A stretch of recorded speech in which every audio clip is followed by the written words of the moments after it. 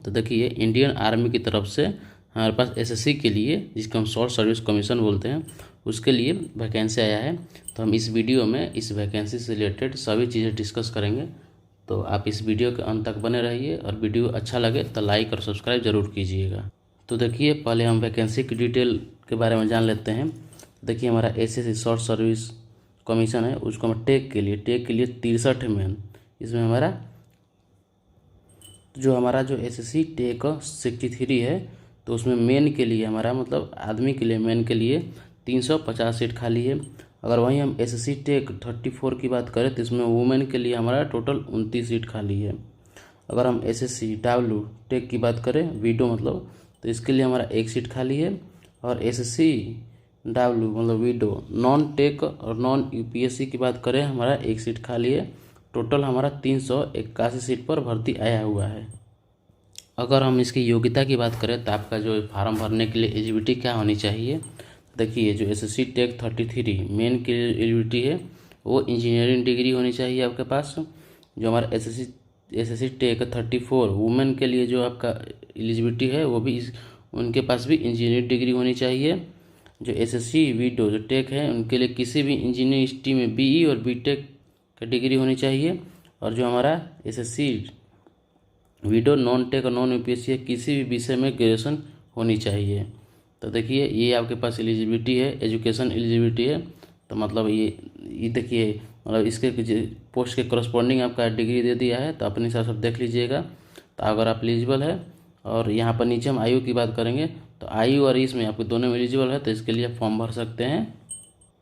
देखिए यहाँ पर अपीयरिंग पे भी दे सकते हैं, जैसे कि मान लीजिए आपका लास्ट सेमेस्टर चल रहा है तो आप फिर भी आप इसके लिए फॉर्म भर सकते हैं, कोई दिक्कत नहीं है। कि यहाँ पर दिया है अंतिम वर्ष में अभ्यर्थी को आवेदन कर सकते हैं, तो आप अपीयरिंग में है तो भी आप इसके दे सकते हैं, मतलब लास्ट ईयर में है तो भी आप इसको अप्लाई कर सकते हैं। अगर हम एज लिमिट की बात करते हैं, देखिए हमारा जो एसएससी टेक 63 है 63, अगर मेन के लिए देखते तो हमारा न्यूनतम आयु 20 वर्ष है और अधिकतम आयु 27 वर्ष है। वहीं एसएससी टेक 34 की बात करें महिला के लिए तो आपका न्यूनतम आयु 20 वर्ष है और मैक्सिमम आयु 27 वर्ष है। वहीं एसएससी डब्ल्यू टेक की बात करें तो हमारा न्यूनतम आयु 20 वर्ष होता है और अधिकतम आयु 35 वर्ष। वहीं एसएससी डब्ल्यू नॉन टेक और नॉन यूपीएससी की बात करते हैं तो वहाँ पर आपका न्यूनतम आयु 20 वर्ष मांगता है और जो आपका है अधिकतम आयु 35 वर्ष। अगर हम आयु की गणना की बात करें तो देखिए आयु की गणना है 1 अक्टूबर 2024 के आधार पर की जाएगी। तो देखिए अगर 1 अक्टूबर 2024 को आप 20 वर्ष होते हैं, मान लीजिए अभी आप 20 वर्ष नहीं है, लेकिन आप 1 अक्टूबर 2024 को 20 वर्ष होते हैं तो भी आप अप्लाई कर सकते हैं, कोई दिक्कत नहीं है। तो आपका जो एज कैलकुलेशन होगा ये 1 अक्टूबर 2024 के बेस पर ही हो किया जाएगा।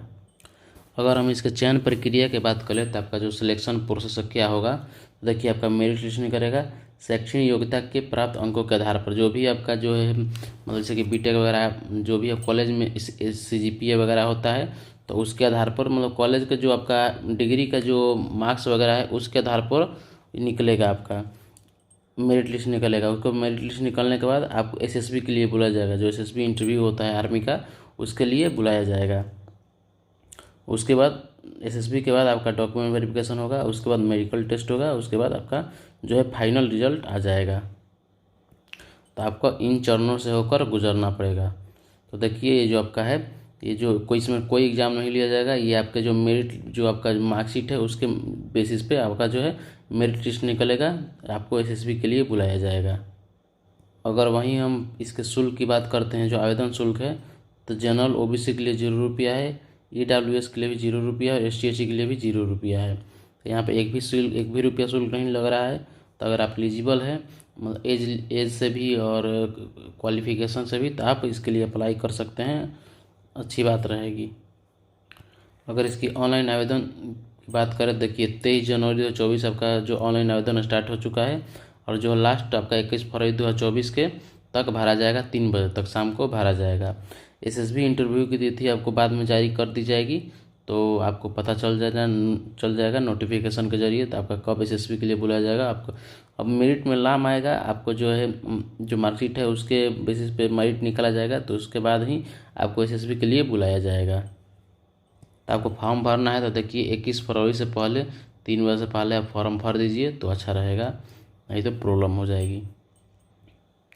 देखिए, अगर हम दस्तावेज़ की बात करते हैं तो आपका डॉक्यूमेंट क्या क्या लगेगा।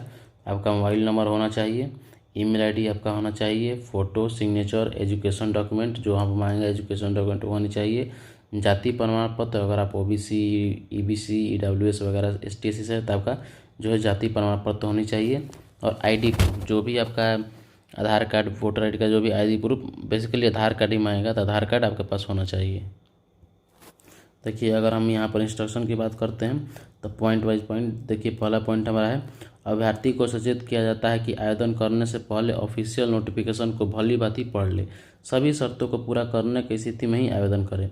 देखिए, एक बार इसे अप्लाई करने से पहले इसका जो ऑफिशियल नोटिफिकेशन है वो एक बार पढ़ लीजिएगा पूरा, ताकि आपको पूरी जानकारी हो सके। तो इसका जो ऑफिशियल नोटिफिकेशन का लिंक है अपने डिस्क्रिप्शन बॉक्स में दे देंगे, आप वहाँ से जाकर डाउनलोड करके पढ़ सकते हैं। दूसरा पॉइंट देखें, केवल ऑनलाइन आवेदन ही स्वीकार किए जाएंगे, अन्य किसी माध्यम से आवेदन स्वीकार नहीं किया जाएगा। तो ये केवल ऑनलाइन ही आवेदन इसको अप्लाई कर सकते हैं ऑनलाइन के जरिए। ऑनलाइन आवेदन फॉर्म में सभी जानकारी ध्यानपूर्वक सही भरें। तो जो भी आपका जब आप फॉर्म फिलअप कीजिएगा तो उसमें जो भी आपका डिटेल वगैरह, डेट ऑफ बर्थ, माता पिता का नाम, अपना नाम, जो भी डालना है, जो आपका एजुकेशन डॉक्यूमेंट्स पे है वहीं डालिए, ताकि बाद में कोई दिक्कत परेशानी ना हो। अगर हम फोर्थ पॉइंट बात करते हैं तो आवेदन पत्र में अपना मोबाइल नंबर और ईमेल आईडी ही दर्ज करें, क्योंकि भविष्य में इस भर्ती से संबंधित कोई भी जानकारी आपके द्वारा दर्ज किए गए ईमेल आईडी और मोबाइल नंबर पर भेजी जा सकती है। तो देखिए, जो आपके पास जो अब एक्टिव मोबाइल नंबर है और एक्टिव जो आपके पास ईमेल आईडी जो हमेशा यूज़ करते हैं वहीं अपने एप्लीकेशन फॉर्म में डालिएगा, ताकि बाद में इस भर्ती से रिलेटेड कोई भी जानकारी हो आपके पास सीधा पहुँचे, कोई दिक्कत वगैरह ना हो बाद में।